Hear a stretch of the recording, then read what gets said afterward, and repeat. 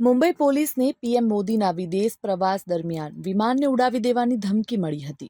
આતંકી હુમલાની ધમકી આપતો એક કોલ આવ્યો હતો. આ મામલે મુંબઈ પોલીસે ધમકી આપનાર શખ્સની ધરપકડ કરી છે.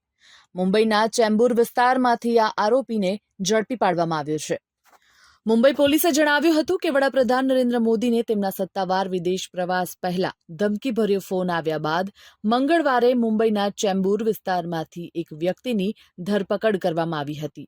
મુંબઈ પોલીસનું કહેવું છે કે 11 ફેબ્રુઆરીએ મુંબઈ પોલીસ કંટ્રોલ રૂમમાં કોલ આવ્યો હતો કે પ્રધાનમંત્રી મોદી સત્તાવાર વિદેશ યાત્રા પર હોવાથી આતંકવાદીઓ તેમના વિમાન પર હુમલો કરી શકે છે.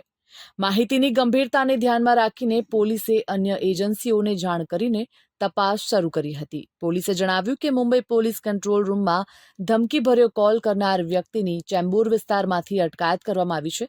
સાથે જ એમ પણ જણાવ્યું કે તે વ્યક્તિ માનસિક રીતે બીમાર છે.